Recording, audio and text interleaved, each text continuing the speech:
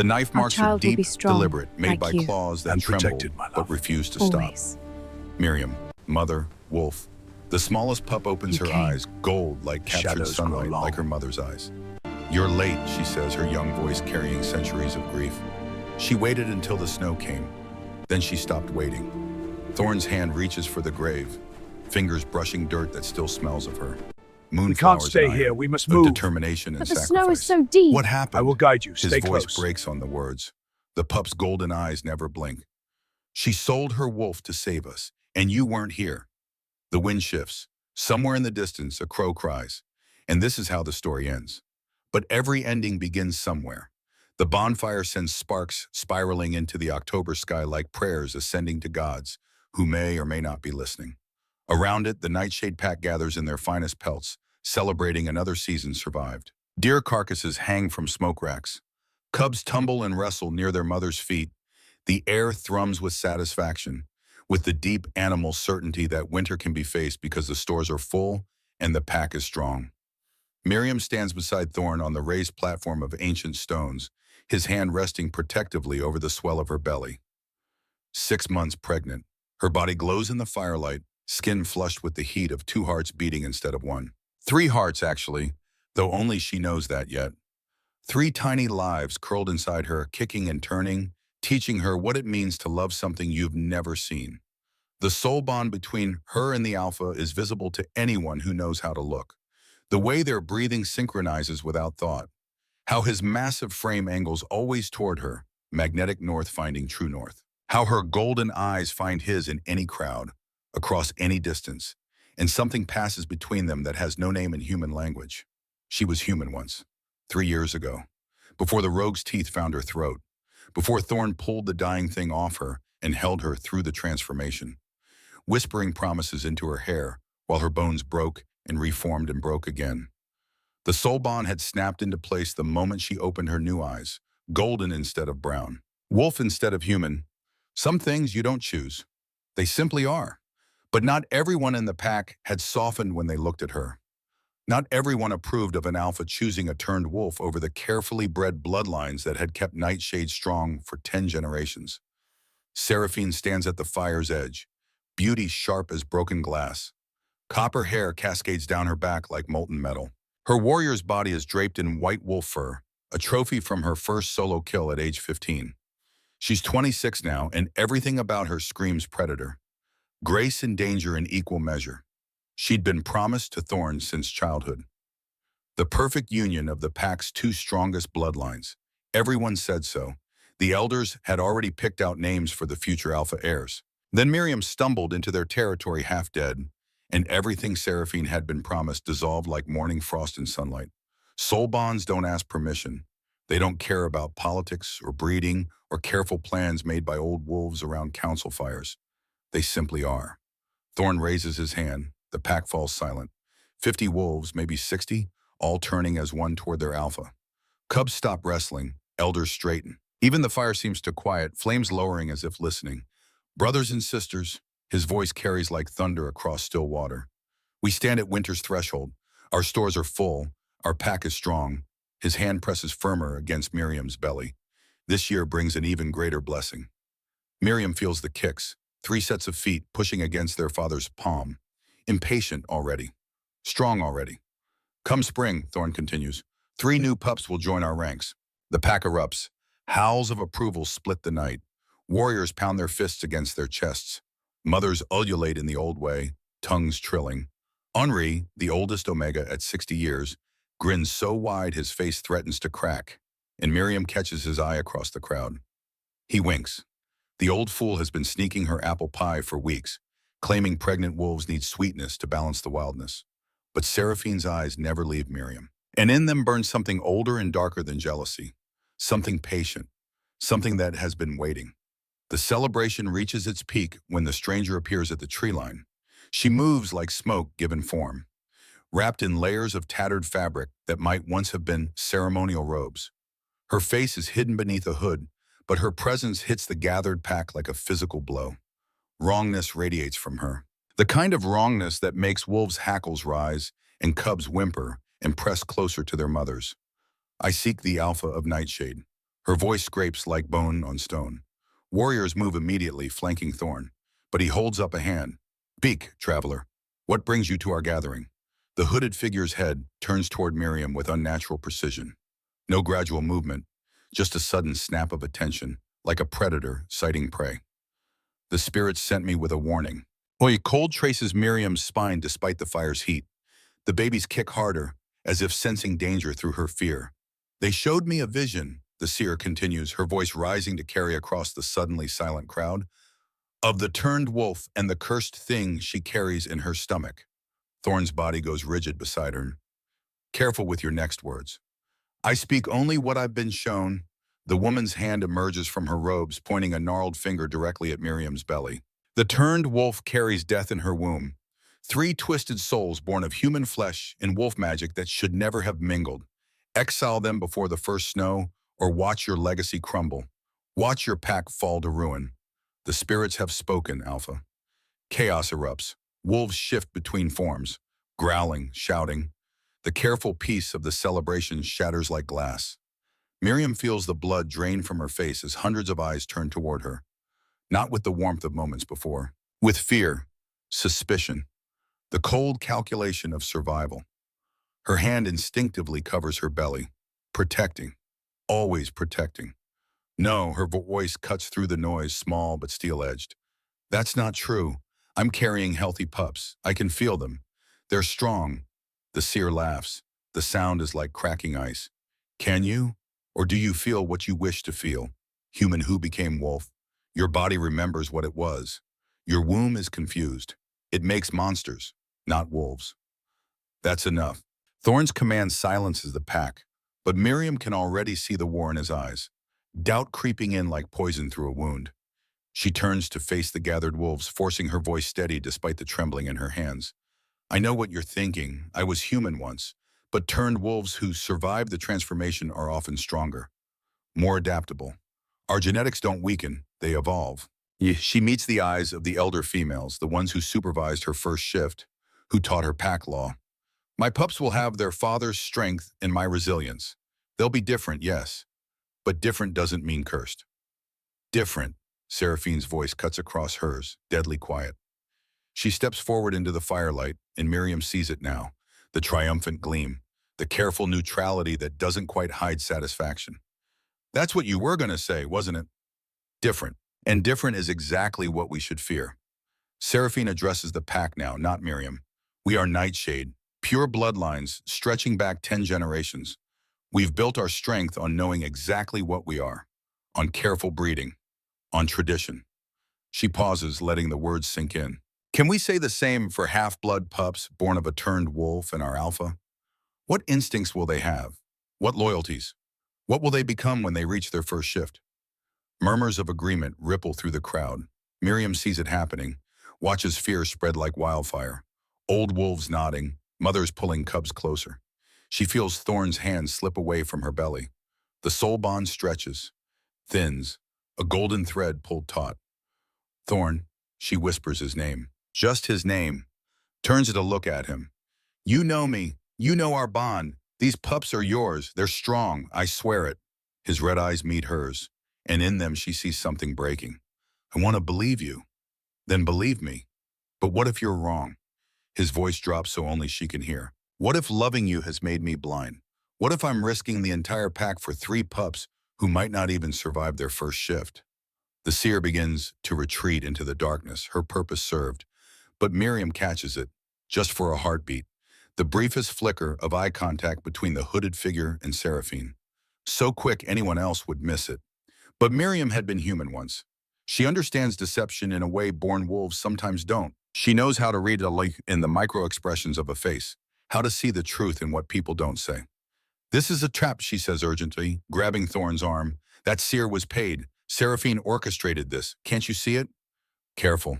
Seraphine's smile is poison as honey. Paranoia is unbecoming. Accusing me without proof sounds like desperation. The pack watches, waiting. Hundreds of years of hierarchy and tradition and alpha law all converging on this single moment. Thorn looks at the pack, at Seraphine's room, finally at Miriam. I need time to think. There is no time. Miriam's voice breaks. Can't you feel it? The bond between us? Doesn't that tell you the truth? But she can already feel it fraying. Doubt is a blade that cuts even soul bonds. The gathering dissolves into uncomfortable clusters. Wolves whisper. Cubs are hurried away. Miriam stands alone on the stone platform as Thorn descends to speak with the elders. A single snowflake drifts down from the darkened sky. Then another. The first snow. Hours later, the bonfire has burned to embers. Most of the pack has retreated to their dens, but the damage is done. Miriam can feel it in the way wolves avert their eyes when she passes, the way mothers pull their children behind them, the way silence falls when she enters a space. Fear is a disease. It spreads. She finds Seraphine behind the elder's lodge, alone in the shadows. The copper-haired warrior doesn't startle when Miriam appears. If anything, she looks satisfied. "You should be resting," Seraphine says mildly. "Pregnant females need their sleep." "What did you promise her?" Miriam doesn't bother with pretense. "The seer. What did you pay her to say those things?" Seraphine's smile is slow, dangerous. "I have no idea what you're talking about." "I saw you." Miriam steps closer. "That look you shared. You think I'm stupid because I was human?" "I know manipulation when I see it." "Do you?" Seraphine tilts her head. "Then you must recognize how thoroughly you've manipulated our alpha. Soul bond or not, you waltzed into our pack and took everything that was supposed to be mine." There it is, the truth beneath the lies. "I didn't take anything," Miriam says quietly. "Soul bonds aren't chosen." "No, they're cosmic jokes played on wolves who should know better." Seraphine's voice hardens. "You don't understand what pack means. You didn't grow up with our laws, our traditions. You're a turned wolf playing at being one of us, and now you want to birth half-breed pups into our bloodline? They're Thorn's children." "Are they?" Seraphine moves closer. "Or are they something else? Something your confused human womb cobbled together from instincts that war with each other?" Miriam's hand goes to her belly. The babies kick, as if responding to the accusation. 3 strong heartbeats, 3 healthy lives. "You're wrong," she whispers. "Then prove it." Seraphine's eyes gleam. "Wait until they're born. Let us see what crawls out of you. But until then..." She reaches into her tunic and pulls out a small leather pouch. For just a moment, it falls open. Miriam sees dried herbs inside. Moonwort, silver sage, bloodroot. The exact combination seers use for prophetic rituals. Miriam's breath catches. "You bought her. You staged this whole thing." Miss Seraphine's smile never wavers. She tucks the pouch away. "I have no idea what you're talking about. And even if I did, who would believe a desperate turned wolf over a warrior born of 10 generations of pure blood?" She turns to leave, then pauses. "Thorn will make his choice by dawn," Seraphine says over her shoulder. "I just gave him the excuse he was already looking for. He's always been too weak to do what's necessary, until someone makes it necessary for him." Then she's gone, melting into shadow. Miriam stands alone in the cold, feeling the first real tendrils of fear wrap around her heart. She should run. She knows she should run. Take her chances in the wild rather than wait for judgment. But running means admitting guilt. And she's not guilty of anything except loving a wolf who's too proud to trust his own heart. The summons comes at dawn. Miriam hasn't slept. She spent the night in the den she shares with Thorn, but he never came back. She knows where he's been. At the pack's boundary stones with Seraphine, letting poison drip into his ears. Henri appears at her entrance, his old face creased with sorrow. "It's time, child." She follows him to the ceremonial circle. The entire pack has gathered, their breath forming clouds in the frigid air. No one speaks. The silence is suffocating. Thorn emerges from the Alpha's lodge in his ceremonial furs. His face is carved from stone. He won't meet her eyes. The soul bond, already frayed, twists like a knife in her chest. Miriam stands at the center of the circle, her hands cradling her swollen belly. She's dressed simply. Leather tunic, worn boots, a cloak that had been Thorn's gift on their mating night. She remembers that night, how he'd wrapped it around her shoulders and promised her forever. Forever doesn't last as long as it used to. "Miriam of Nightshade." Thorn's voice is formal, distant. It's not the voice that whispers her name in the dark. It's the voice of an alpha who's made a choice. "You have been judged by the spirits and found wanting. The seer's prophecy cannot be ignored." Several of the elder females look away. Exiling a pregnant mate is taboo, an act so fundamentally wrong that it hasn't been done in living memory. But questioning an alpha's judgment is death. "For the safety of the pack," Thorn continues, each word seeming to cost him. For the preservation of our bloodline, you are hereby exiled from these territories. A collective intake of breath ripples through the wolves. Miriam's wolf surges inside her, screaming. Every instinct howls that this is wrong, that her mate is being manipulated, that she should shift, challenge, force him to see reason. But she can't fight him. Not because she'd lose, though she would, heavily pregnant against the most powerful alpha in 3 territories. She can't fight because the soul bond, even dying, makes the thought of hurting him unbearable. And more than that, fighting means risking the babies. So she makes her choice, the only choice a mother can make. I understand, she says quietly. Thorn flinches as if she'd struck him. Perhaps he'd expected rage, expected her to give him a reason to justify what he's doing. Her calm acceptance is somehow worse. You will leave immediately, he says, his voice rougher now. You are forbidden from Packlands. Any attempt to return will be met with lethal force. Seraphine stands at his right hand, her face carefully neutral, but Miriam catches the triumphant gleam in her eyes. The copper-haired warrior had won. She'd poisoned the Alpha's mind and now stands in the space that should have been Miriam's. Trusted advisor, confidant, perhaps soon something more. Miriam turns to face the pack. These wolves who had been her family for 3 years. Some look away in shame. Others stare with cold calculation, already forgetting her. A few of the younger wolves have tears streaming down their faces, but they remain silent. Henri's old eyes are red, but he says nothing. I bear you no hatred, Miriam says to them all. Fear makes us cruel, I understand that. She raises her voice, making sure every wolf hears. But know this, the pups I carry are innocent. They are pack whether you claim them or not, and I will protect them with everything I am. She begins walking toward the forest's edge. Each step feels like wading through deep water. The soul bond stretches thinner, thinner, a golden thread being pulled to its breaking point. The pain is extraordinary, worse than the bite that turned her, worse than her first shift, worse than anything she's ever endured. Miriam, she stops. Doesn't turn around. Thorn's voice has lost its formal edge. For a moment, he sounds like the wolf who courted her with wildflowers and whispered promises under the full moon. If you survive, he says softly, if they're strong, you may return. The thread snaps. The soul bond breaks with an audible crack that only the 2 of them can hear. Miriam gasps, stumbling, pressing a hand to her chest where it feels like her heart has been carved out. Behind her, she hears Thorn's sharp intake of breath, knows he feels it too, the sudden, terrible emptiness where their connection went lived. She turns then, meets his eyes one final time. They're swimming with something that might be regret, might be grief, but it's too late for might-have-beens. I will protect them from everything, she says, her voice steady despite the agony. Even you. Then she walks into the winter forest, and the trees swallow her whole. The forest is ancient and unforgiving. Twisted branches form a canopy so dense that even midday feels like dusk. Snow has already begun to accumulate, muffling Miriam's footsteps. She walks without direction, driven only by the primal need to put distance between herself and the pack that rejected her. Her wolf howls inside her, a keening sound of loss and rage. The severed bond left a void in her chest that nothing can fill. She wants to collapse, to curl around her belly and weep until the snow buries her. But the babies kick, strong, insistent movements that say, we're here, we're alive, keep going. So she keeps going. Hours pass, or maybe minutes.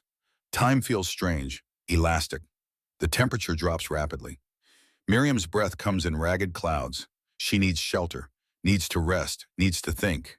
But thinking means acknowledging what just happened. That the wolf she loved chose pride over trust. That she's alone in dead winter with 3 lives depending on her survival. That she's human again in all the ways that matter. No, not quite human. She can still shift, still feel the wolf beneath her skin. But without the pack bond, without the mate bond, she feels hollow, diminished, a ghost of what she was. She spots a dark opening in a nearby hillside, barely more than a crack in the frozen earth, but it goes deep, shelter from the wind at least. Miriam crawls inside on hands and knees. The cave swallows her into its cold embrace, and overhead, the first real snowflakes begin to fall. 3 weeks. That's how long she survives on her own. Miriam develops a rhythm born of desperation, hunt in the early morning when prey is sluggish from cold. Rabbit if she's lucky, mice if she's not. Once, a squirrel too slow from winter torpor. She eats ravenously, barely tasting blood, just needing calories, protein, life force that might translate into nourishment for the babies. But it's not enough. Her body cannibalizes itself, burns through muscle and fat reserves trying to keep three tiny hearts beating. The kicks grow weaker, more sporadic. She can feel them dying. On the 20th day, she wakes to wetness between her thighs and a pain that steals her breath. No, not yet. It's too early. 3 weeks too early. Another contraction rolls through her, strong enough to double her over. She grabs a tree trunk for support, gasping. When she looks down, her thighs are soaked. Her water has broken. No, she whispers to the indifferent forest. Please, not yet. They're not ready. I'm not ready. But nature doesn't negotiate. Miriam crawls toward her cave as contractions come faster, harder. She screams, not in pain, but in defiant fury at a world that has taken everything from her and now demands even more. The cave's darkness feels less like shelter and more like a tomb. She collapses in the farthest corner, her body convulsing. This isn't how birth should happen. She should be in the packed den surrounded by experienced mothers, guided through each stage with the wisdom of generations. Instead, she's alone in the dark with only terror for company. The first pup comes in a rush of fluid and membrane. Miriam twists, biting through the sac, licking frantically. The tiny body lies motionless in her paws. Too small. God, far too small. She licks harder, desperately trying to stimulate breath. The pup is the size of her palm, impossibly fragile, skin almost translucent. Come on, breathe. Her tongue rasps over the tiny ribcage, willing the heart beneath to beat stronger. A gasp, a weak mewling cry that's barely more than a whisper. Miriam nearly sobs with relief, tucking the pup, a male, against her belly fur where it's warmest. But there's no time for gratitude. The second contraction is already building. The second pup comes easier, but looks even more fragile. A female, her sealed eyes bulging slightly, breathing shallow and irregular. Miriam repeats the frantic licking, the desperate stimulation, praying to gods she's not sure exist anymore. Another weak cry joins the first. The third pup takes the longest. Miriam is weakening, strength draining with each push. When the final pup finally emerges, another female, smallest of the three, she isn't breathing at all. Her tiny body is gray, motionless. No, Miriam whimpers, the sound emerging as a wolf's keen. No, no, no. She licks with bruising intensity, pushes at the pup's chest with her nose, breathes directly onto the tiny face. Nothing. The pup lies limp and cold. Desperation turns Miriam human. The shift is harder than it used to be, requires conscious thought she barely has.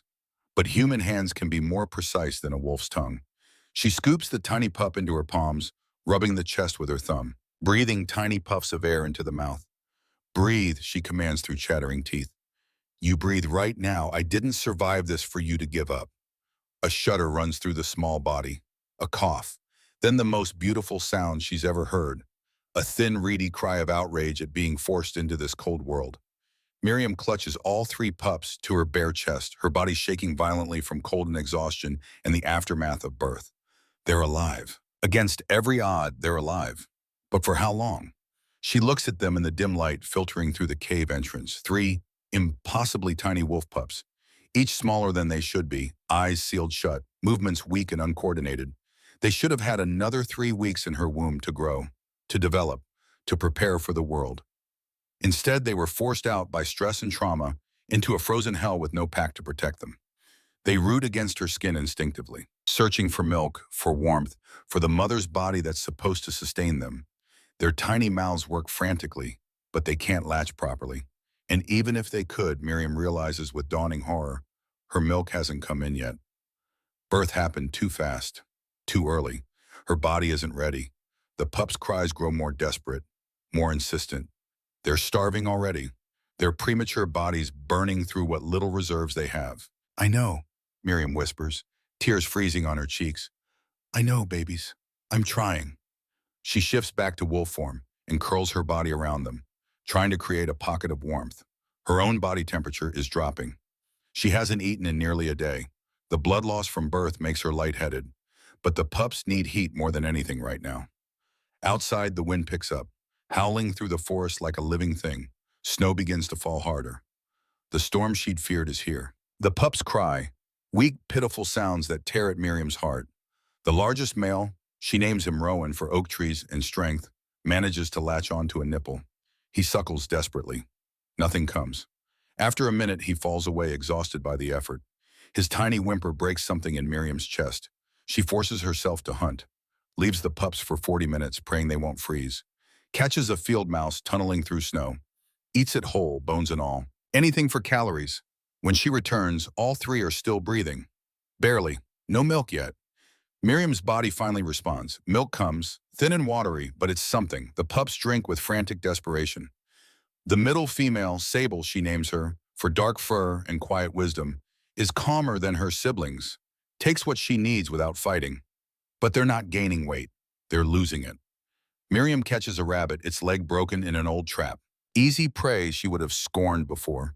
She devours it ravenously, barely tasting blood. The calories translate to slightly richer milk. It's still not enough. Rowan is strong enough to cry when hungry, to push against his siblings for the best nursing position, to wiggle with frustrated energy when milk comes too slowly. Sable is steady, her breathing regular, movements weak but consistent. But the smallest female, Ember, Miriam names her, for the fire that brought her back from death, is fading. On the third day, Miriam returns from a hunt to find her littlest daughter silent. Not sleeping silent, the terrible silence of a body beginning to shut down. Ember's breathing has become so shallow that Miriam has to press her ear directly against the tiny ribcage to confirm she's still alive. No, Miriam shifts to human form, cradling the cooling pup against bare skin. No, baby. Stay with me. Stay with me. Ember's mouth opens weakly. No sound emerges. Her siblings press against her as if they could share their strength, their slightly less dire state of near starvation. Miriam tries to nurse her, positions the tiny mouth against a nipple, manually expresses what little milk she has. Some trickles into Ember's mouth. The pup chokes, sputters, falls still again.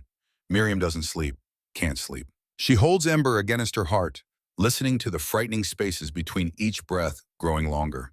The other two pups huddle close, their whimpers growing quieter. They're giving up too, she realizes. They can sense their sister dying, and it's teaching them that death is inevitable. You'll be strong, Miriam whispers into Ember's tiny ear, her voice breaking. You'll run under the full moon. You'll be the fastest in the pack. I can already tell. You have that look, that determination. Ember's breathing hitches, stops for 3 heartbeats, then resumes. Please, baby.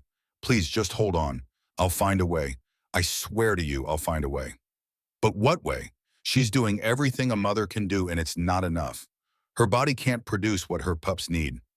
Even if she caught a deer tomorrow, impossible in her weakened state, it wouldn't matter. Her milk would still be insufficient.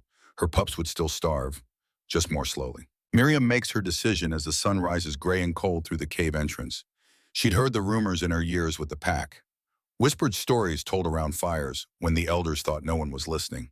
Stories about the Shadowfen witches, ancient beings who dwelt in the deepest part of the forest, where even the bravest warriors refused to go. They dealt in forbidden magic, blood oaths, soul trades, bargains that twisted the natural order. The pack spoke of them with fear and revulsion. Any wolf desperate enough to seek the witches' help, what was already lost, the elders said. Their magic came with prices that could never truly be paid. But Miriam is already lost. She was lost the moment Thorn chose pride over their bond. Lost when she crawled into this cave to give birth alone. Lost the first time she looked at her beautiful dying pups and realized love wasn't enough to save them. What does she have left to lose? She shifts to wolf form and carefully, so carefully, takes each pup in her mouth, places them in the tattered remains of her leather tunic, ties the makeshift sling around her neck, settling the precious bundle against her chest where they can feel her heartbeat. Rowan mews in protest. Sable's breathing quickens with the disturbance. Ember makes no sound at all, her tiny body frighteningly still. Miriam steps out of the cave into the frozen morning. Snow has fallen during the night, covering her previous tracks, erasing all evidence of her desperate existence here. The forest stretches endlessly before her, ancient, indifferent to her suffering. She turns away from packlands, away from anything familiar. The witches dwell deeper in, where the trees grow twisted and wrong, where the snow falls black instead of white, where the rules that govern the normal world bend and break. Her paws sink into deep snow with each step. Her body screams for rest, for food, for mercy. The pups swing gently in the sling, 3 tiny weights that somehow feel heavier than the world. Hold on, she whispers to them. Just hold on a little longer. I'm going to fix this. The forest closes around her, growing darker with each step. Trees form shapes that look almost like watching faces. Birds fall silent. Even the wind seems to hold its breath. And somewhere ahead, in a grove where ashes never settle and fires never truly die, three ancient beings feel a mother's desperation approaching. They smile with too many teeth. After all, the best bargains are made when someone has everything to lose and nothing left to offer but themselves. The forest changes. Miriam can't pinpoint the exact moment it happens. But somewhere between one step and the next, she crosses a threshold that has nothing to do with distance. The snow beneath her paws turns gray, then darker, until she's walking through drifts of ash. The trees are no longer green and living, but blackened husks. Their branches reach toward the sky like charred fingers frozen mid-scream. Nothing grows here. Nothing lives. Yet somehow, impossibly, the place feels more alive than anywhere she's ever been. The Shadowfen Grove opens before her like a wound in the world. At its center stand three figures around a cauldron that steams despite the freezing air. The liquid inside glows silver, pulsing with its own heartbeat. The figures themselves are difficult to look at directly. Their forms shift and blur, sometimes appearing as ancient crones, sometimes as beautiful maidens, sometimes as something in between or neither. Every hair on Miriam's body stands on end. Her wolf instincts scream to run. This place is wrong. These beings are wrong. They exist outside the natural order, outside the laws that govern wolf and prey, predator and pack. But Ember's breathing stopped twice during the walk here. Each time, Miriam had to stop, press her daughter's tiny body against her own, will warmth back into cooling flesh, beg her to hold on just a little longer. She can't run. Not anymore. A visitor. The leftmost figure speaks, voice like wind through dead leaves. How long has it been, sisters, since one came willingly? 70 winters, the center figure replies, stirring the silver liquid with a bone-white ladle. The last was a male who sought to become alpha before his time. We gave him what he wanted. He ruled for 3 days before his pack tore him apart. The rightmost figure cackles. Ambition tastes sweeter than desperation, but desperation burns hotter. Miriam forces herself forward on trembling legs. She shifts to human form, needing her voice, needing them to understand. The pups in the sling against her chest mew weakly at the movement. I need your help, she says, hating how broken she sounds. My pups are dying. I don't have enough. We know. The eldest witch, the center one, interrupts. Her eyes are white as bone, pupilless and ancient. A mother's desperation smells like moonflowers and iron. We smelled you coming from miles away. She inhales deeply. The scent is intoxicating. The three figures move closer, circling Miriam like wolves around wounded prey. She fights the urge to bare her teeth, to shift and defend. They aren't threatening her. Not yet. They're examining her, appraising her like merchants evaluating goods at market. 3 pups, the youngest seeming witch observes, peering at the bundle. Premature, starving, 2 days from death, perhaps 3 if you're lucky. She grins, which you're not. It turned wolf, the eldest continues, circling, soul bond severed, exiled while pregnant. She laughs and it sounds like breaking bones. Oh, this is delicious, sisters. The tragedy is exquisite. I don't care about tragedy. Miriam's voice hardens. Can you save them? Can we? The eldest laughs again. Child, we can do anything. The question is, what will you pay? Anything. Miriam says it immediately, without hesitation. I have nothing, but I'll give anything. She has everything and calls it nothing, the rightmost witch whispers. The best trades are always with those who have forgotten their own value. The eldest raises a gnarled hand. The silver liquid in the cauldron begins to glow brighter. Images form on its surface. Miriam sees herself running under a full moon, her wolf powerful and free, hunting, her senses sharp and sure, healing from wounds that would kill a human. The connection to the moon, to the wild, to the very essence of what made a wolf more than just beast. Your wolf for their wolves, the eldest says. Your strength for their strength. Your years for their years. Your moon for their moon. Miriam stares at the images, understanding dawning like ice water through her veins. They aren't offering to heal her pups. They're offering to transfer her wolf essence, everything that makes her supernatural, powerful, connected to something larger than herself, into her children. They'll survive? She asks. They'll be strong? Strong, the youngest witch grins, showing too many teeth. They'll be magnificent. They'll carry your wolf alongside their own. Faster, fiercer, more powerful than any pups born in a generation. They'll be legends. And me? You? The eldest tilts her head. You'll be human again. Mortal, fragile, no healing, no enhanced senses, no connection to pack bond or moon's pull. She pauses. You'll age normally, die normally. You'll be what you were before the bite found you. But they'll live. It's not a question. They'll thrive. Yes. Miriam looks down at the three tiny bodies against her chest. Rowan, who still has some fight left in him. Sable, steady even in suffering. Ember, barely clinging to life, her breath so faint it's almost imaginary. She thinks of everything she'd be losing. The power of the shift. The freedom of running on four legs. The connection to the moon that sings in her blood. The possibility of ever feeling whole again. Of ever being more than just flesh and bone. She thinks of it for exactly 3 seconds. Will they be strong? She asks again, needing to hear it on one more time. Yes, all three witches answer in unison. Then take it. Miriam meets the eldest witch's bone-white eyes. Take everything, just let them live. The witches smile, and the grove seems to pulse with satisfaction. As you wish, little mother, they say together. As you wish. They move with sudden, frightening speed. Miriam is pushed to her knees in the ash. The pups carefully removed from the sling and laid in a circle around the cauldron. The witches produce silver knives that gleam with their own light. This will hurt, the eldest says, almost gently. We must carve the pathways for magic to flow.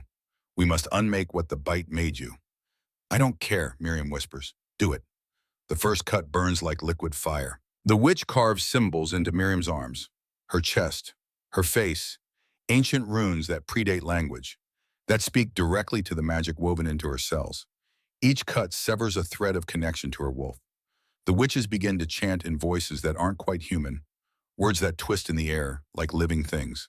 Moonlight above, though it's still day, begins to bleed through the clouds, turning red as arterial blood.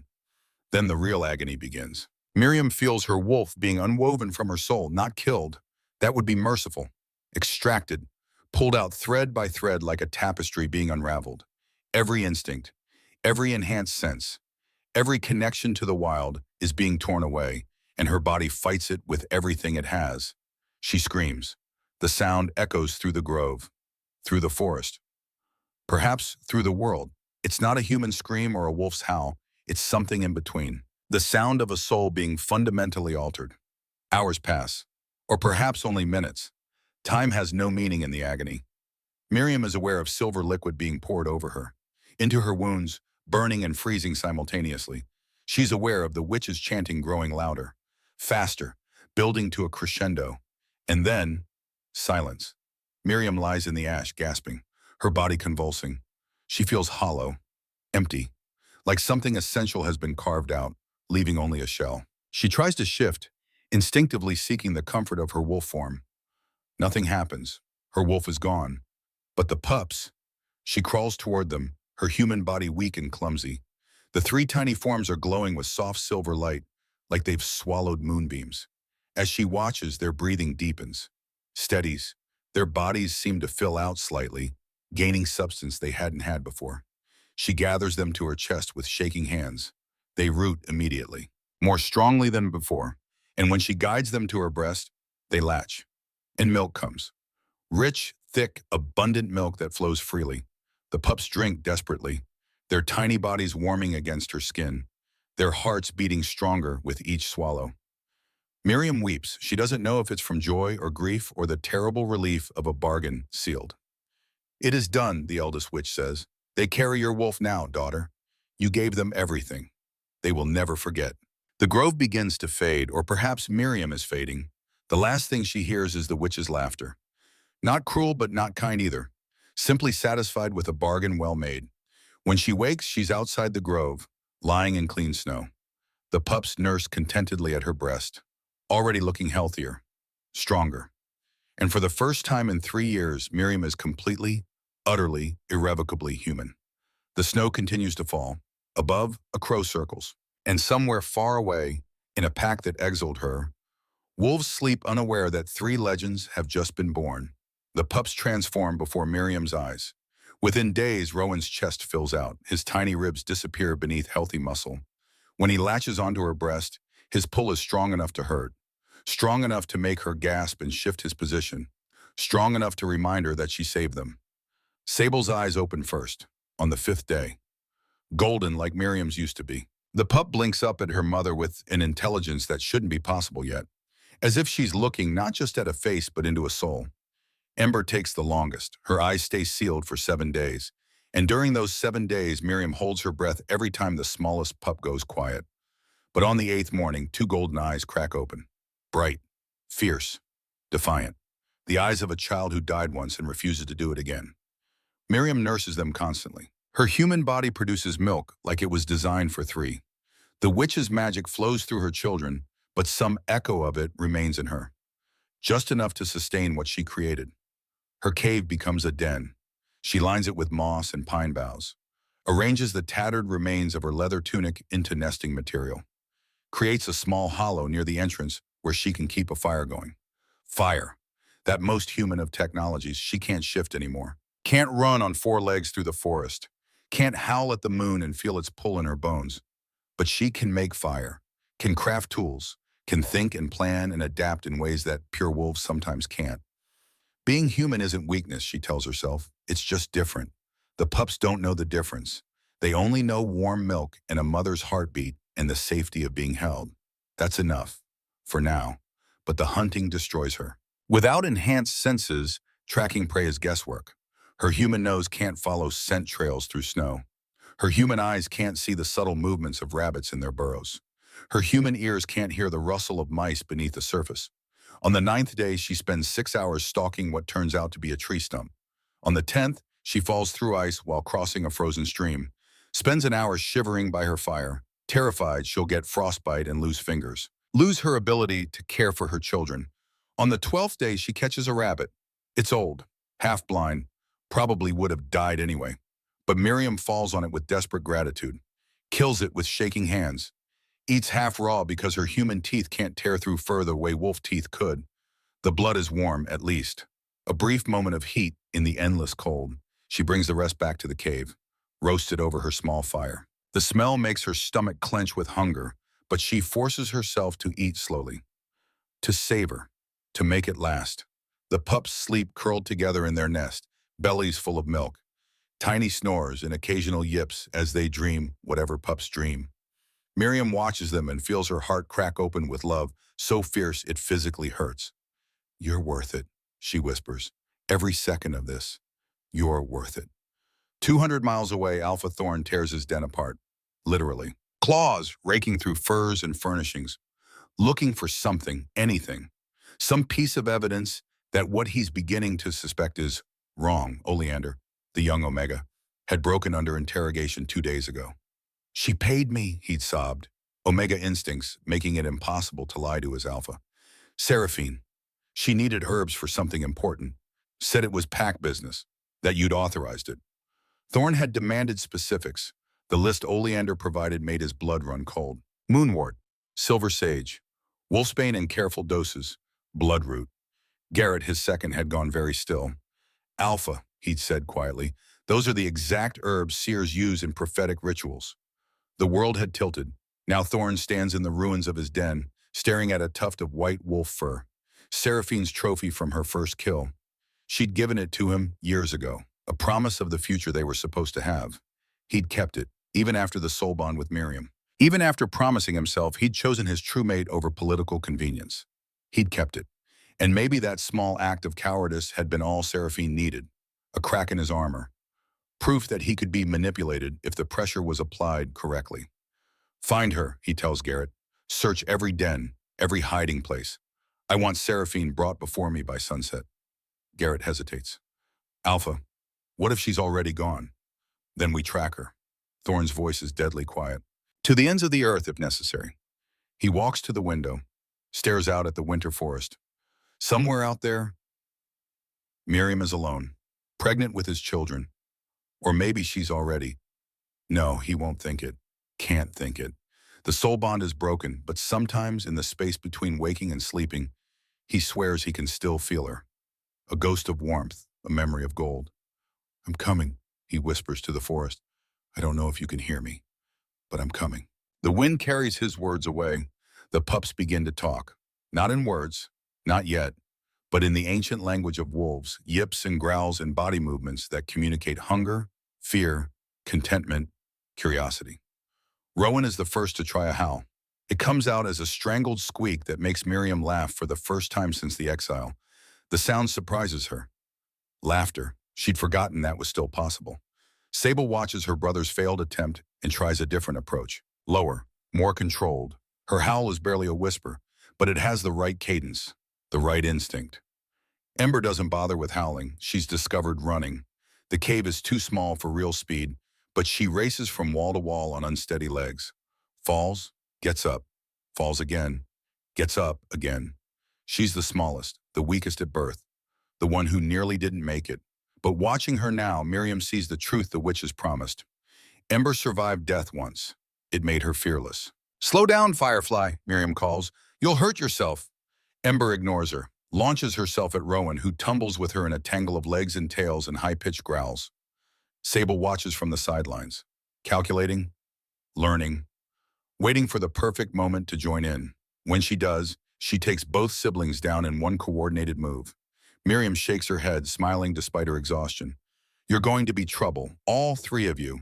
She begins teaching them deliberately, carefully, everything she knows about being pack, being wolf, being wild. This is how you read the wind, she tells them, holding Rowan at the cave entrance. Feel how it moves? Cold from the north means snow coming. Warm from the south means thaw. Rowan's little nose twitches, testing. This is a deer trail, she explains to Sable, pointing out the subtle indentations in snow. See how the tracks are deeper on one side? That means the deer was favoring a leg. Injured prey is easier prey. Sable studies the tracks with her golden eyes, commits them to memory. This is how you run without being seen, she teaches Ember, showing her how to move with the terrain, how to use shadows, how to be a ghost. Ember takes to it like she was born for it, which in a way she was. At night, when the pups are fed and sleeping, Miriam tells them stories about their father. Alpha Thorn is the strongest wolf in 3 territories, she says softly, stroking Rowan's fur. He's brave and proud, and sometimes foolish, but he's not cruel. He made a terrible mistake, but mistakes don't erase love. She tells them about the pack, about hierarchy and loyalty and the sacred bonds that hold wolves together. Pack means family, she explains. It means protecting each other even when it's hard, even when it costs everything. She tells them about the moon, about the pull they'll feel when they're older, the call to run and hunt and howl. Don't fight it, she whispers. That's your wolf, the part of you that's wild and free. Honor it. And sometimes late at night when they're all asleep, she tells them things they can't understand yet but might remember later. You 3 are pack, she says into the darkness. You'll always have each other. Promise me. Promise you'll stay together. That you'll protect each other. That you'll be the family I can't give you. The pups dream on, unaware that their mother is preparing them for a future without her. Henri finds the cave on a gray afternoon. Miriam hears him coming from 50 yards away. Heavy footsteps, labored breathing. The old Omega never was good at stealth. She tenses, ready to grab the pups and run. But then she catches his scent. Familiar. Safe. The smell of apple pie and old wool and pack. He appears at the cave entrance, snow dusting his gray hair. In his hands, a bundle wrapped in cloth. You stubborn fool, he says, by way of greeting. Still alive? Miriam's throat tightens. Barely. Henri steps inside, his old eyes adjusting to the dim light. They land on the 3 pups, now the size of house cats, tumbling over each other in their nest. His breath catches. God's teeth. They're beautiful. They're perfect, Miriam corrects. He sets the bundle down, unwraps it to reveal 3 thick slices of apple pie, still warm. Miriam's eyes burn with tears. You shouldn't have come. If Thorn finds out you help me. Let him. Henri's voice is fierce. That boy made the worst mistake of his life when he sent you away. I won't compound it by letting you starve. He looks at her then, really looks. Takes in her gaunt cheeks, the shadows under her eyes, the way her hands shake with exhaustion. You can't shift anymore, he says. It's not a question. No. The witches. Another non-question. I traded my wolf for theirs. Miriam's voice is steady. so they could live, so they could be strong. Henri is quiet for a long moment. Then, "You're the strongest wolf I've ever known, child, human or not." The words break something in Miriam's careful composure. She sobs, just once, a sharp, gasping sound. Henri gathers her into his arms like she's one of his own pups. Lets her cry into his shoulder while three confused wolf babies watch their mother fall apart. "Don't tell them how to find me," Miriam whispers when she can speak again. "Not yet. When I'm gone. When it's time. But not yet." "Gone?" Henri pulls back. "What are you?" "I can feel it." Miriam touches her chest. "The trade wasn't equal. The witches took more than my wolf. They took something essential, some spark that keeps a body alive." She smiles, but it doesn't reach her eyes. "I have weeks, maybe a month, but I need that time to prepare them." Henri's face crumples. "No, there has to be another way. We can go back to the witches. Demand they—" "The bargain is sealed." Miriam's voice is gentle but firm. "And I don't regret it. Look at them, Henri. Look what I created." The old Omega looks, sees three pups with glowing golden eyes and impossible strength, sees the future of their pack, if only the pack could see it too. "Thorn is looking for you," Henri says quietly. "He knows about Seraphine, about the fake prophecy. He's tearing the territory apart trying to find you."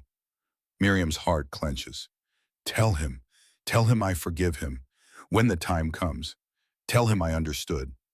Tell him yourself. Let me bring him here." "No," Miriam's voice is sharp. "He can't see me like this. Weak, dying. Let him remember me whole." She pauses. "Let him find them after.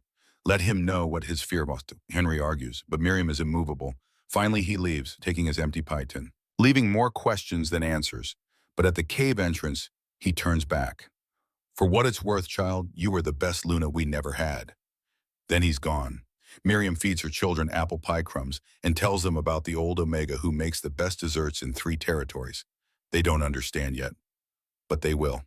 Spring arrives slowly, then all at once. Snow begins to melt, revealing brown earth and the first brave green shoots. The air loses its knife-edge cold. Birds return, their songs hesitant at first, then jubilant. The pups have grown impossibly fast, already the size of adolescent wolves. Their movements coordinated, their intelligence frightening. They hunt with Miriam now. Small prey, rabbits, squirrels, but they work as a pack. Rowan drives the prey towards Sable, who anticipates where it will run. Ember cuts off escape routes with her speed. They're 4 months old and already more capable than wolves twice their age. The witch's magic burns in them, makes them more. But Miriam is less. She coughs blood into her hands on the first day of true spring. Hides it from the pups, but they know. Animals always know. They stay closer to her, press against her sides when she sits, whimper when she takes too long to stand. "I'm fine," she tells them, a lie they don't believe. On the 3rd day of spring, she starts coughing and can't stop. Doubles over, tastes copper and salt. When she pulls her hand away from her mouth, it's red. Sable shifts to wolf speak. "Mother's sick. Mother needs pack den. Pack healers." "No," Miriam's voice is firm despite her weakness. "We're not going back. Not yet." "Wait, Ty," Rowan demands, his vocabulary expanding daily. "Father is Alpha. Father would help." "Your father made his choice." Miriam smooths his fur. "And I made mine. I chose you. That's all that matters." Ember paces, restless energy barely contained. "Don't like this. Something wrong, something coming." She's right. Seraphine has been watching for 2 weeks. The copper-haired warrior found the cave by accident, following old trails, looking for evidence to destroy. Proof that Miriam and the cursed pups had died, so Seraphine could finally claim the position that should have been hers from birth. But instead, she found them alive. Worse, she found them thriving. 3 adolescent wolves with golden eyes and impossible grace, moving through the forest like they owned it. Learning, growing, becoming everything Seraphine had feared. They would return to Nightshade eventually, would reclaim their birthright, would push Seraphine back into the shadows where she'd spent 3 years seething, unless they didn't survive the spring. Seraphine waits until she sees Miriam leave the cave alone. The turned wolf who was human again moves slowly, weakly, her human body failing in ways that wolf healing could have prevented. Good, Seraphine thinks. One less obstacle. She approaches the cave from downwind, silent, professional. The skills that made her Nightshade's best warrior now turn to murder. The pups are inside. She can hear them, playing, arguing in their strange mix of wolf speak and broken English. Seraphine pulls the silver knife from her belt, dipped in wolfsbane, enough to kill even wolves as strong as these cursed things. She steps into the cave entrance. 3 sets of golden eyes turn toward her. For a moment, nobody moves. Then Rowan's lips pull back from his teeth. You, mother, showed us your scent, said you were poison.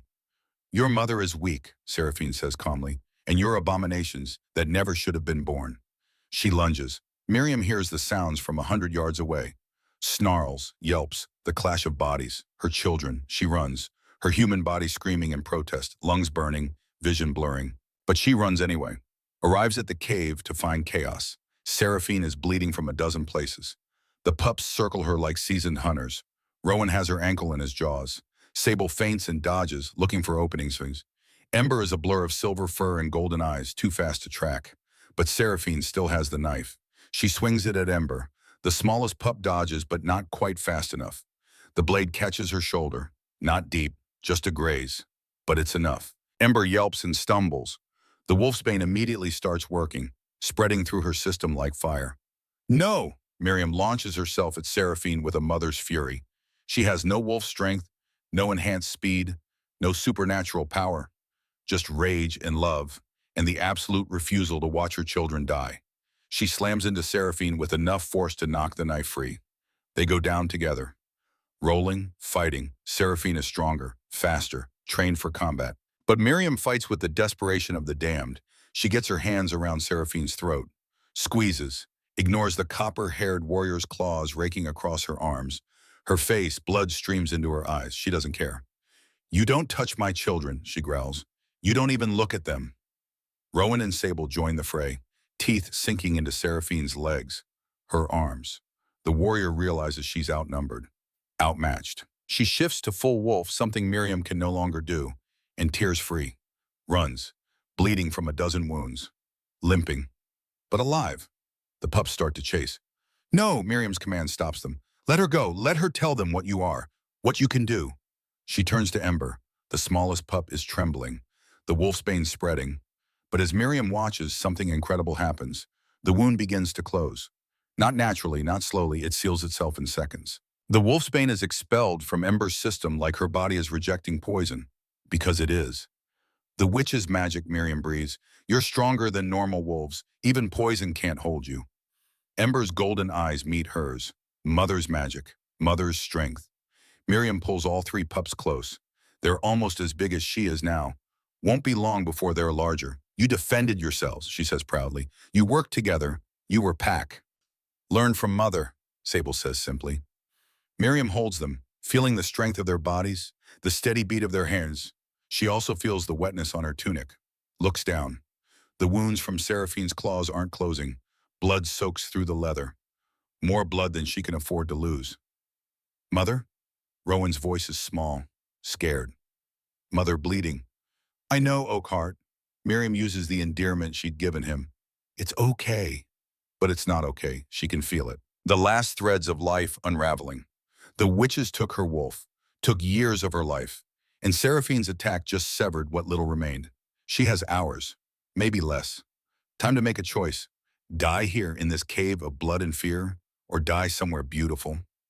Miriam finds the clearing on instinct, or maybe the clearing finds her. It's perfect. A small meadow where spring has arrived early. Yellow flowers carpet the ground. Sunlight filters through new leaves. A stream burbles nearby. Life in defiance of death. This is where I'll rest, she tells her children. They understand immediately. Animals always do. No, Ember whimpers. Can go back to witches, make new deal. The bargain is sealed, Firefly.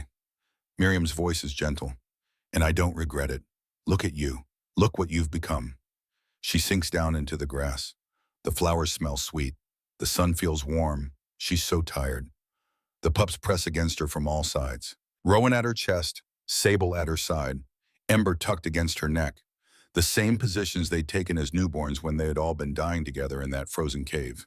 But now they're strong. Now they'll survive. Listen to me, Miriam says, her voice growing weaker. All of you. This is important. 3 sets of golden eyes fix on her face. Your father is Alpha Thorn. He made a mistake, but he's not a bad wolf. When you meet him, and you will meet him, Remember that everyone deserves a second chance, even alphas who make terrible choices. She pauses to cough. Blood specks the yellow flowers. Rowan, you're braver like your father. Strong, but temper that strength with mercy. The best leaders protect the weak, not just dominate the strong. Rowan's eyes are swimming with tears. We'll try, Mother. Sable, you're wise. You see things others miss. Trust your instincts, but don't be afraid to take risks. Sometimes the careful path isn't the right path. Sable presses closer. Understand, Mother. Ember, you died once and came back. That makes you stronger than you know. But strength isn't just about surviving. It's about choosing to live, choosing way, even when the world is dark. Ember's voice breaks. Don't want to choose without you. You won't be without me. Miriam's hand touches each of their heads in turn. I'm in you. My wolf, my love, my determination. Every time you run, every time you hunt, every time you choose courage over fear. That's me. I'll never truly be gone as long as you live. The sun climbs higher, warming her. She can see it now. The silver thread connecting her to the moon, to the wild, to the wolf she used to be. It's beautiful. Find your father, she manages. Her voice barely a whisper now. Let him see what his mistake cost. Let him see what his fear destroyed. She pauses, gathers the last of her strength, but also let him love you, let him make amends. Everyone deserves that chance. The world is fading, going soft around the edges, but she can still feel her children pressed against her, still hear their hearts beating. 3 strong hearts, 3 miracle lives, worth everything, worth all of it. You are wolves, she whispers. You are strong. You are loved. Her eyes close. And you are free. Her chest rises once more, then falls, and doesn't rise again. The pups howl. 3 young voices, broken with grief, rising into the spring sky. The sound carries for miles, through the forest, across packlands. Alpha Thorn, 20 miles away, freezes mid-step. That's not a hunting howl, Garrett says quietly. That's mourning. Thorn's red eyes turn toward the sound, toward the deep forest where he's been searching for 3 weeks. That's my children, he breathes. I can feel it. Those are my children. He runs, but he's already too late. The pups stay with their mother's body through the afternoon, through sunset, through the night. They don't understand death. Not really. They keep nudging her, licking her face, whimpering for her to wake up. But she doesn't wake up. As dawn breaks on the second day, Rowan makes a decision. We bury Mother, he says in wolf speak, like wolves do. Give her to the earth. Sable and Ember agree. Together they dig. Their claws tear through soil and roots. Their young bodies working in perfect coordination. Pack behavior already instinctive. They dig deep, careful, creating a resting place worthy of a queen. They lower their mother gently, noses pushing her into position, arranging her carefully. Then they cover her with earth and stones, layer by layer, creating a grave. When it's done, Rowan shifts partially, his jaws still wolf, but his paws becoming something like hands, clumsy, uncertain. He picks up the silver knife Seraphine had dropped, the one that grazed Ember. He approaches the oak tree above the grave, and he begins to carve, M-I-R-I-A-M. The letters are crude, shaky, made by a 4-month-old pup who's learning to write in real time, but they're legible. Beneath her name, he adds, Mother, Wolf, Sable and Ember watch, learning, understanding that some things need to be marked, remembered, made permanent. When Rowan is done, he drops the knife. All 3 pups climb onto the grave. They curl together in a protective circle, noses tucked into tails, guarding their mother the way she guarded them. They'll stay here, for days, for weeks, for months if necessary. They'll wait for their father to find them. They'll wait to see if he's worthy of what their mother gave up. They'll wait because that's what Pack does. And they are Pack. 3 silver wolves with golden eyes, 3 miracles born of sacrifice. 3 legends waiting to be discovered. Above them, the oak tree rustles in the breeze. And somewhere in the space between earth and sky, a mother's spirit watches. Satisfied, her children are alive. They're strong. They're together. She gave them everything, and they will never forget. The seasons turn. Spring deepens into summer. The yellow flowers give way to new growth. The forest explodes with life. The 3 pups grow. By summer's peak, they're nearly adult-sized. Their silver fur thick and lustrous. Their golden eyes bright with intelligence. that unnerves prey animals. They hunt together, sleep on their mother's grave, learn the forest like it's written in their bones. They don't speak to other wolves, don't seek out pack. They wait. Every dawn, Ember climbs the highest hill and scans the horizon, looking for a massive black wolf, the father they know only through their mother's stories. Every dusk, Rowan marks their territory, wider circles each time, leaving scent markers that say, "We're here, we're waiting, we're yours if you're brave enough to claim us." Every night, Sable studies the stars and wonders if their father will ever come, if he'll ever be worthy of what their mother sacrificed. They're patient. They can afford to be. They have each other. They have their mother's grave. They have the strength she gave them. And one day, they know this with certainty, their father will come. He'll read the name carved in oak. He'll understand what he lost. And then the real story will begin. But that's a tale for another day. For now, 3 silver wolves sleep on a grave, waiting, guarding, remembering. The summer wind blows through the meadow carrying the scent of yellow flowers and ancient magic. And in the distance, getting closer every day, a massive black wolf runs through the forest, following a howl he heard months ago, following the ghost of a bond that death couldn't fully sever, following his children home. He's coming, too late to save her, but maybe not too late to honor what she gave. The sun sets on the clearing. 3 wolves curl tighter against the approaching night, and somewhere a mother smiles. The scent hits Alpha Thorn like a physical blow. Powerful, unmistakably his bloodline, but twisted with something that makes his wolf recoil: death. Not the clean death of battle, not the quick death of a hunt gone wrong, the slow, quiet death of surrender. His massive black form moves through the summer forest, red eyes burning with an emotion he'd forbidden himself for months. Hope laced with dread, desperation wrapped in guilt. He's been searching for 8 months, following cold trails and older rumors, tracking whispers of a turned wolf who walked into the deep forest and never came back. Garrett runs beside him, the second's gray fur matted with weeks of travel. "Alpha," Garrett says in wolf speak. "The scent is changing, getting stronger." "I know." Thorn's voice is rough, raw from howling into empty forests. "We're close." They'd found Seraphine 5 months ago, hiding in a cave at the territory's edge, nursing wounds that should have killed her. Deep bites, claw marks, the signature of wolves fighting for their lives. "They were magnificent," she'd spat through broken teeth. 3 cursed pups, fast as lightning, strong as bears. They should have died, but that bitch gave them everything. Thorn had exiled her properly then, stripped her of rank, forbidden her from ever speaking Miriam's name again. But the information had been enough. 3 pups, alive, strong, which meant Miriam had survived the exile, had given birth, had somehow kept their children breathing through dead winter. He'd wept then, for the first time since becoming Alpha, wept with relief and shame in equal measure. His mate was alive, his children were alive, but the joy had been short-lived, because if they were alive, why hadn't they come home? Why hadn't Miriam brought them to Pack Lands to shove his mistake in his face? Unless she couldn't. The thought drives him faster through the trees. The clearing appears suddenly, as if the forest itself had been holding its breath, waiting. Thorn breaks through the tree line and freezes. 3 wolf pups lay curled on a mound of earth and stones, not ordinary pups. These are nearly adolescent-sized, silver-gray fur, thick and lustrous, catching the filtered sunlight. They sleep in a protective circle, noses tucked into tails, completely at peace.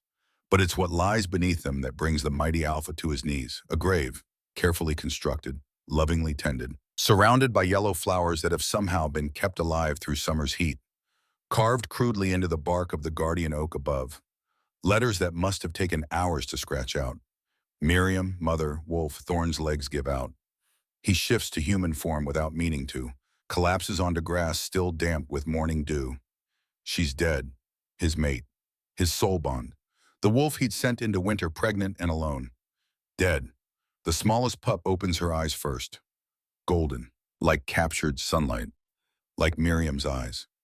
"You're late," she says in perfect English, her young voice carrying an ancient grief. She waited until the snow came. Then she stopped waiting.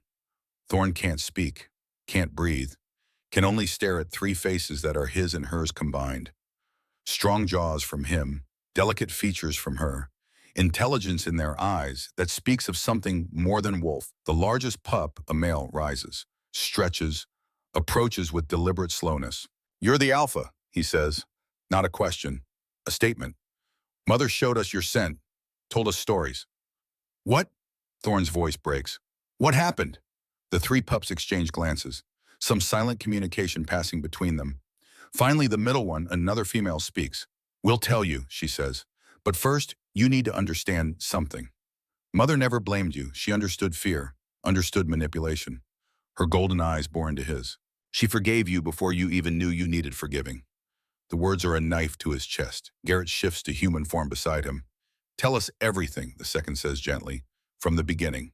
They tell it in pieces, taking turns, each pup contributing their part of the story like they've practiced this moment. The male speaks first. I'm Rowan.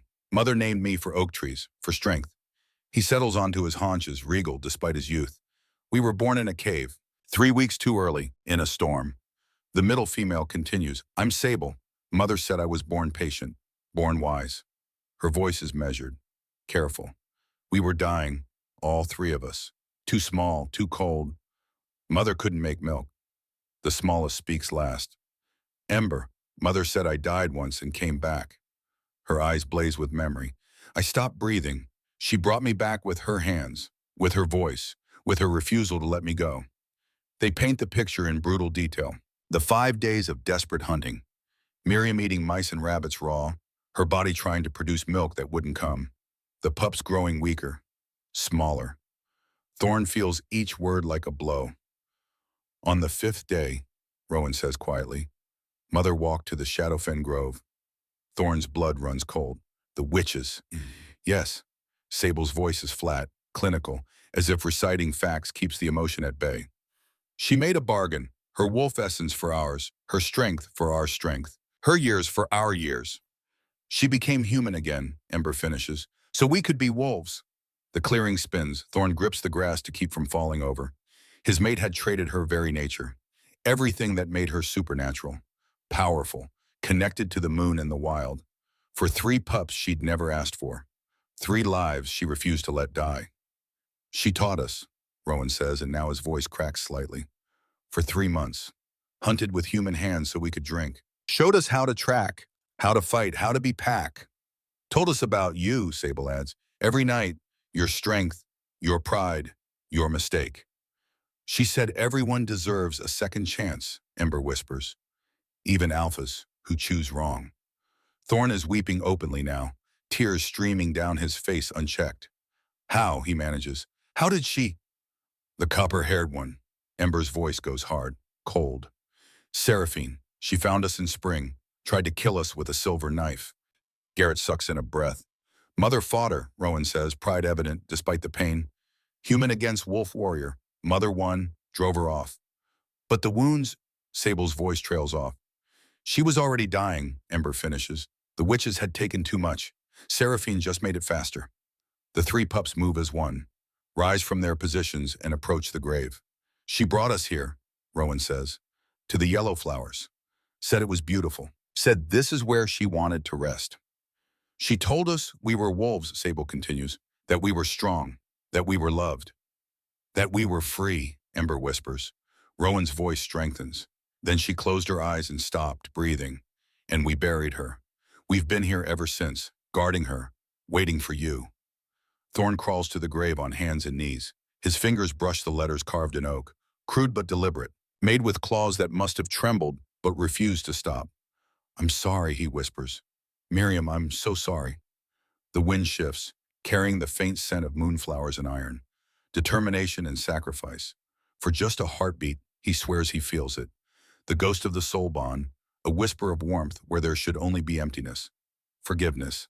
He throws back his head and howls, a sound of pure anguish that tears from his chest and echoes through the forest. Grief and rage and regret crystallized into sound. It's the cry of a wolf who destroyed everything that mattered and arrived too late to make amends.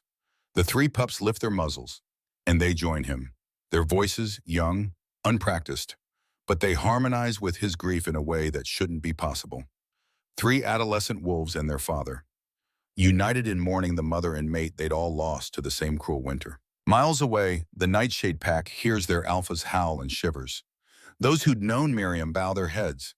Those who hadn't wonder what could break an alpha so completely. In the clearing, Thorn's howl finally fades to silence. He shifts back to human form and looks at his children. Really looks. They're magnificent. Strong, healthy, everything Miriam had promised and more. Silver fur gleaming, golden eyes glowing, bodies radiating power that shouldn't exist in wolves so young. She loved you so much, he whispers. More than anything. More than her own life. We know, Ember says simply. We felt it every day. Thorn reaches out slowly, giving them time to retreat. They don't. Rowan approaches first, cautious but curious, presses his nose to Thorn's palm. Sable comes next, scenting him thoroughly, learning the father they'd only known through stories. Finally, Ember, brave, impossible Ember, who'd come back from death. She bumps her head against his hand. The touch breaks something in Thorn's chest, lets something new begin to grow. Will you come home, he asks. To the pack, to Nightshade, you're mine by blood and right, you belong with us. The three pups look at each other, then at their mother's grave. Not yet, Rowan says. We're not ready to leave her. Then I'll stay, Thorn decides, until you are. Garrett steps forward. Alpha, the pack, can manage without me for a few more days. Thorn's voice is firm. I lost 8 months with my children. I won't lose another hour. He sits down in the grass beside the grave. And his children, these miracles born of sacrifice, curl around him, not quite trusting, not quite forgiving, but willing to begin. They travel home together, Thorn leads. The three pups flank him, still learning to trust. Garrett brings up the rear, watching their backs. The journey is slow. Not because the pups can't keep pace. They're faster than any adolescent wolves Thorn has ever seen. Slow because they stop every few miles. Mother taught us to mark boundaries here, Sable says, pointing out territorial signs. Mother said this berry is poisonous, Rowan adds, nudging a bright red cluster. Mother ran here every morning, Ember whispers at a particular clearing. Every mother said is another knife in Thorn's heart, but he listens, learns, sees the forest through Miriam's eyes, through their memories of her. She's gone, but she's everywhere. The Nightshade pack gathers at the territory boundary as their alpha approaches. They'd expected him to return alone, broken, having found only bones and failure. Instead, they see 3 adolescent wolves flanking him, carrying themselves with confidence that makes experienced warriors shift uncomfortably. Henri is the first to break ranks. The old Omega runs forward, tears streaming down his weathered face. God's teeth, he breathes. You found them. They found me, Thorn corrects quietly. Henri drops to his knees before the 3 pups. Your mother was the finest wolf I ever knew, human or not. She had more courage in one finger than most have in their entire bodies. Ember steps forward, presses her nose to Henri's cheek. You brought apple pie, Mother told us. When she was scared, you brought sweetness. Henri sobs. Openly, without shame. Other wolves approach slowly, cautiously.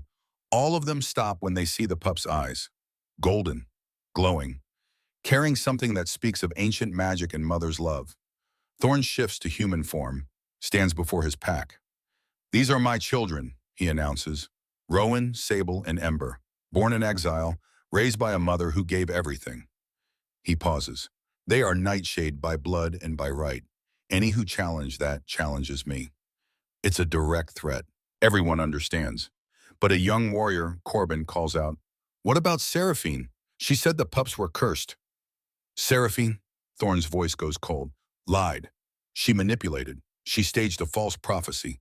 And when Miriam survived, when her pups thrived, Seraphine tried to murder them.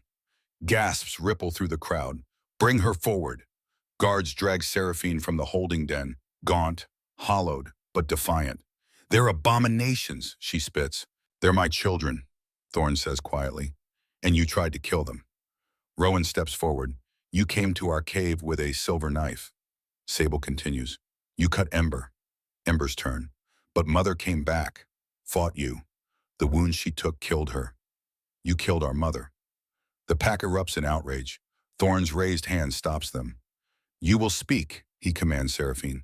The truth. And she does. About the herbs. The false prophecy. Stalking Miriam for weeks. I did it for the pack, she says without remorse. Look at them. Thorn's voice is deadly soft. Look at my children and tell me they're poison. Seraphine looks, sees 3 magnificent wolves. They'll still destroy you, she whispers. The only poison here, Thorn says, is your jealousy. He turns to the pack. Seraphine is hereby exiled, permanently.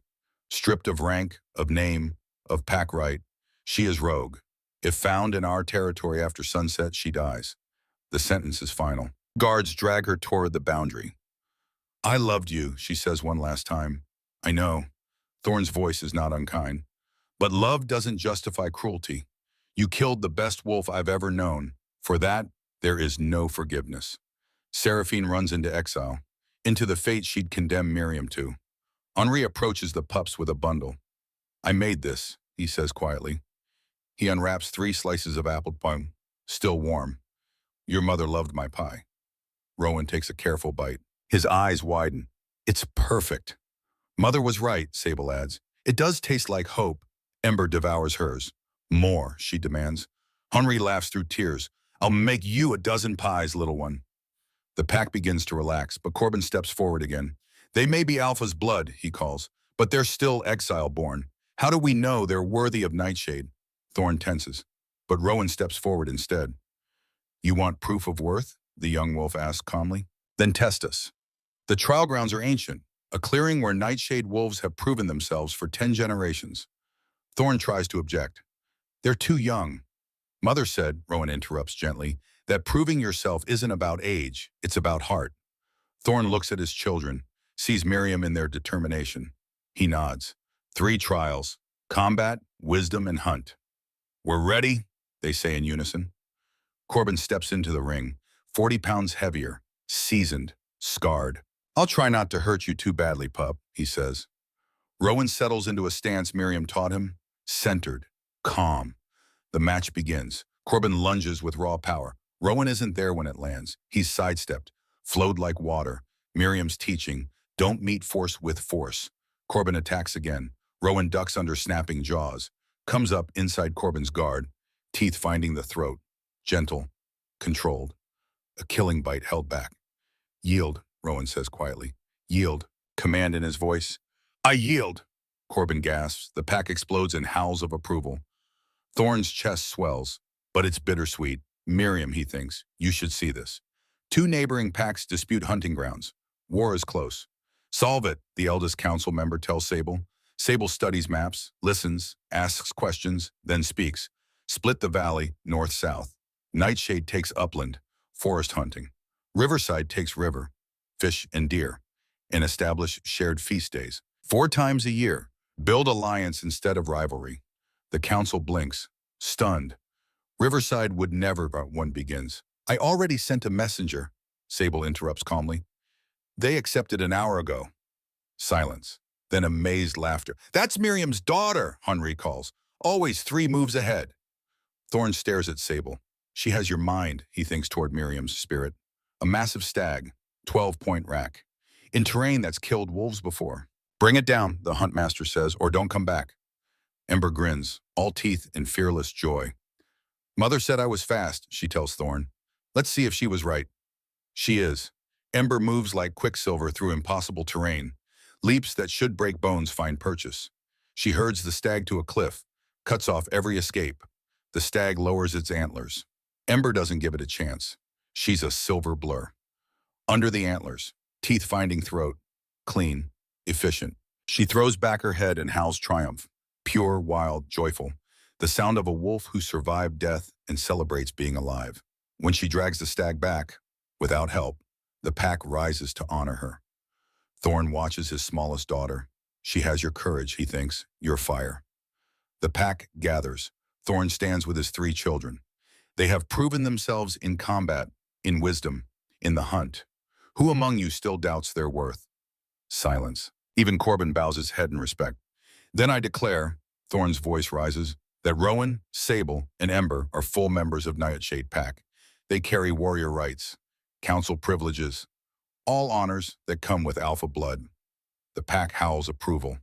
More than that, Thorn says quietly, they are the legacy of the finest wolf I've ever known. Miriam of Nightshade, turned wolf, Luna in all but name, mother beyond measure. He looks at his children. Tomorrow, he says, we honor her properly. We build something permanent, something that will last forever, so that no wolf ever forgets what she gave. The entire pack travels to the clearing, 60 wolves moving in solemn procession. They carry offerings, stones from the sacred river, flowers from the highest meadow, carved totems representing strength and sacrifice in mother love. Henri carries freshly baked apple pie. When they arrive, the yellow flowers have multiplied, spread like a golden carpet, as if the earth itself honors what rests beneath. Thorn brings a marker stone he spent all night carving. Smooth river granite, heavy, permanent, carved into its surface. Miriam Luna of Nightshade, she traded her wolf to save her children. The greatest love knows no bounds. He places it at the head of the grave, beside the oak tree where her name is carved. The three pups help him arrange it, making sure it's perfect.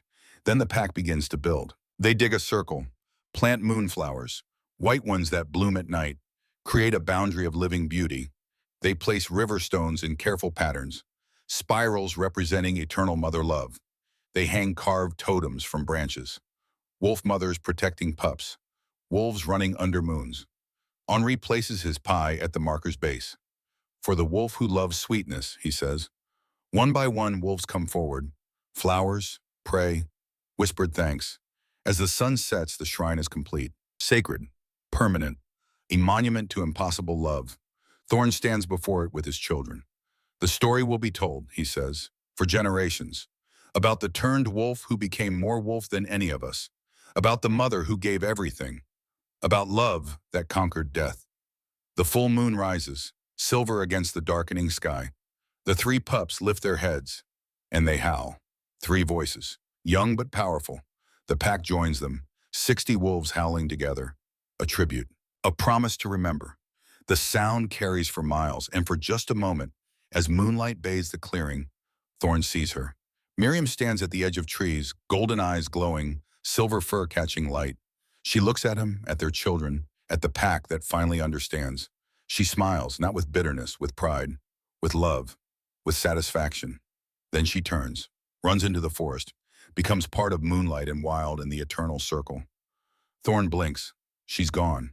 But he knows she's not truly gone. Not while her children run. Not while the pack remembers. The howling fades, the pack disperses, reverently. But Thorn and his children remain. They settle around the grave, Rowan at the head, Sable at the side, Ember at the foot. Thorn lies beside them, finally part of the circle. Tell me about her, he whispers. Everything. And they do. They tell him about her laugh, her determination, her lessons, her love.